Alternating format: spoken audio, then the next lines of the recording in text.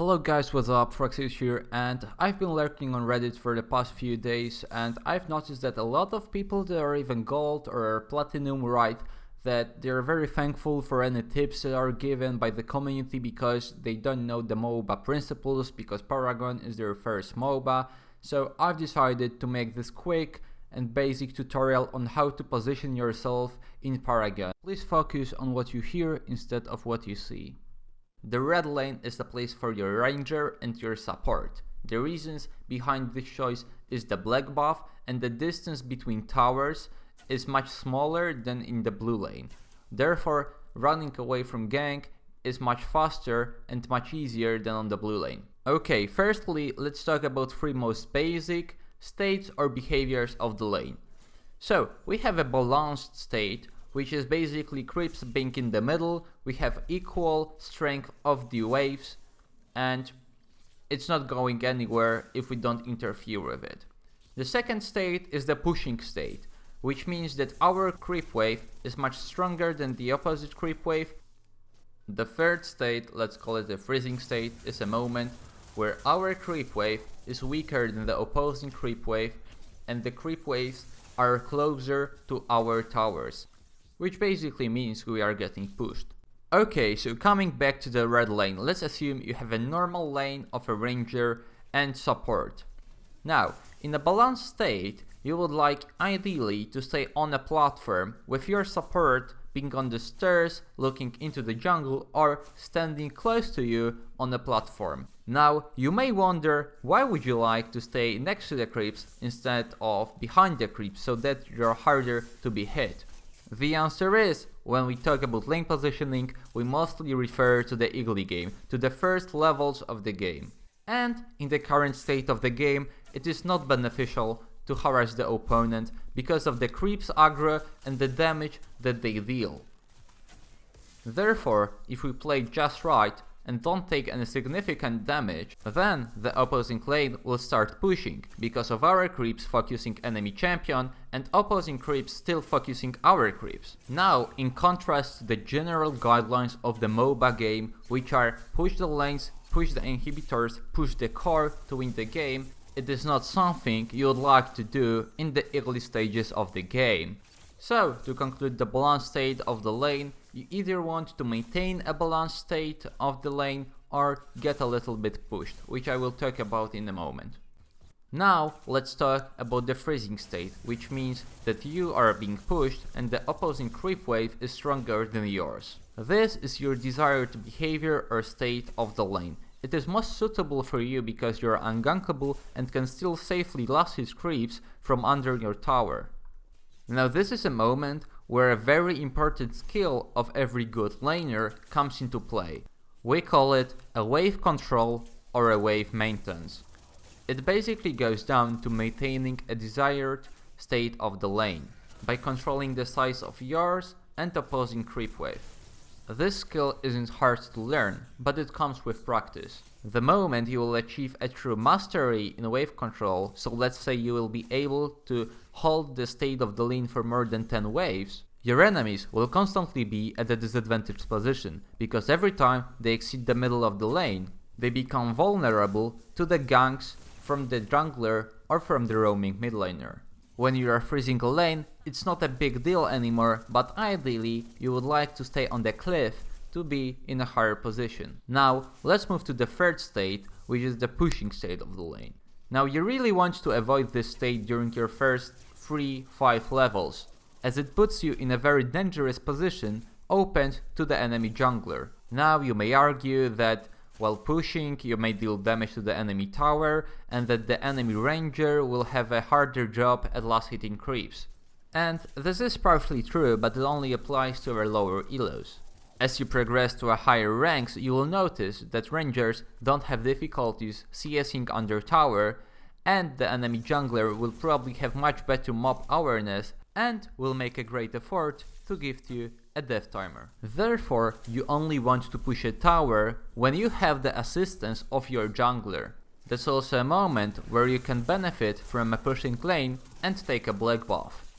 Also, if you are pushing, as always, try to stay on a cliff to have a higher position than the enemy champion, And if you don't believe me about the higher ground, go ask Anakin what he thinks about it. There are many factors that make higher ground a better position, but the most basic one is this. When you're on a hill, you can always jump down, but if you're under the hill, not always can you jump up, which directly translates into if you want to hunt the enemy down, you can jump down. If you want to run away, you can just run away and the enemy won't be able to follow you. Now guys, I know I have been mostly talking about rangers and haven't talked about supports too much, but the reason behind it is, although many people think the complete opposite, that support is a very complex role and its behavior and positioning differs enormously in relation to the pick itself, enemy dueling and even junglers. Therefore, the very basic tip that I can give you is to position in such a way that you cannot get harassed while still being able to provide your ranger with every aspect of your kit. If you are playing more aggressive support, like a Richter for example, you may position yourself a little bit forward so that you can maybe apply some pressure to the enemy ranger. However, I will not go in depth about this and will make another standalone tutorial on supports, how to position and how to play the map. There is also one situation that I wanted to touch on, and it is when you are put into a lane as a ranger versus two people. The only state of the lane that enables you to still last hit creeps and come as close as possible to the enemy ranger is the freezing state. There is a trick to enter the freezing state very soon into the game. It basically requires you to leave the first creeps untouched. Let enemy ranger last hit and therefore his creep wave will start pushing. These would be the basics for the lane positioning, and we will now move to the mid lane. Positioning in the mid lane in Paragon is fairly easy. You basically want to stay on the blue side platform and last hit creeps from there. This way you are all the time fairly close to the tower and no one can get to you from behind. It is very important to stay as far from the shadow pool entrance as possible, as this is the deadliest entrance. To be honest, since this is a basic positioning tutorial, there is not much more to be added. Nevertheless, since I don't want all the mid laners that came here to leave disappointed, I will talk about two game approaches. The first approach is targeted at lower elo, where most players have backed shops and are unable to buy wards, while the ones that can do it decide not to for the sake of fair chances. In this approach, as soon as you hit level 5, you want to have your lane pushed. Therefore, you can gank the red lane, or in terms of mutual agreement with your jungler, invade enemy jungle. However, please note the mention of mutual agreement, so we are not that mid laner who dies in enemy jungle while destroying Harvester at level 5 and politely asks his team why again got he matched with a pack of fucking brainless retards that have no idea about teamplay.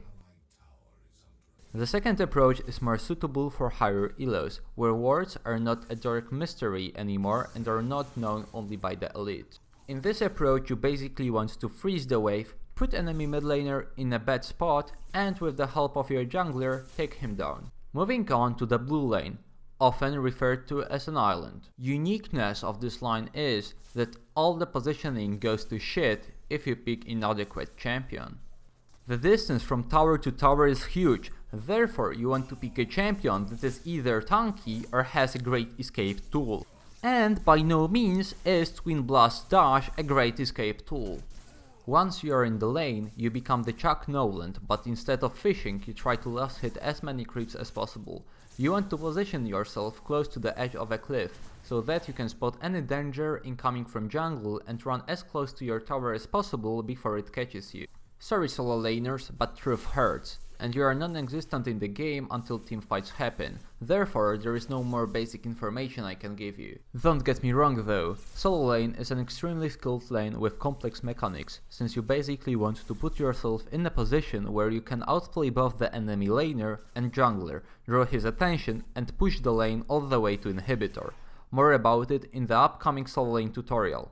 I will not talk about jungle in this tutorial since I will make an entirely new standalone tutorial on jungling.